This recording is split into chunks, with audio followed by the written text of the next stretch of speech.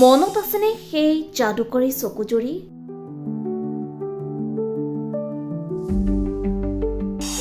যাৰ বাবে মহাকুম্ভ মেলাত সকলোৰে মন জয় কৰিছিল সেই ছোৱালীজনীয়ে।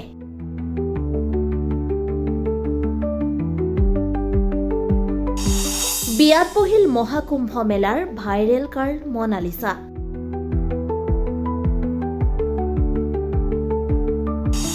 মুছলমান সম্প্ৰদায়ৰ যুৱকৰ সৈতে বিবাহপাশত আবদ্ধ হল ভাইৰেল গাৰ্ল মনালিছা।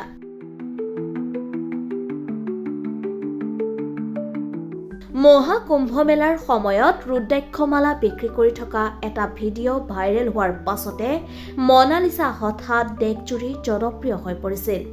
সেই মনালিছাই এতিয়া বহিল বিয়াত।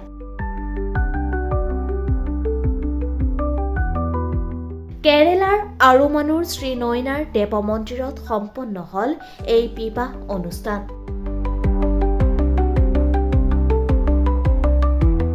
দুয়োৰে চিনাকি হৈছিল ছচিয়েল মিডিয়াৰ জৰিয়তে আৰু সেই বন্ধুত্বই পাছত পালে প্ৰেমৰ ৰূপ। পৰিয়ালৰ আপত্তিৰ মাজতে মনালিছাই কাষ চাপিছিল আৰক্ষীৰ। সহায় বিচাৰিছিল আৰক্ষীৰ মনালিছাই।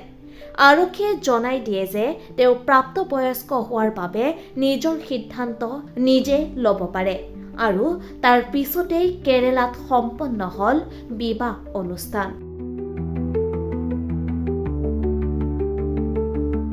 News desk report, ৰিপাব্লিকানী।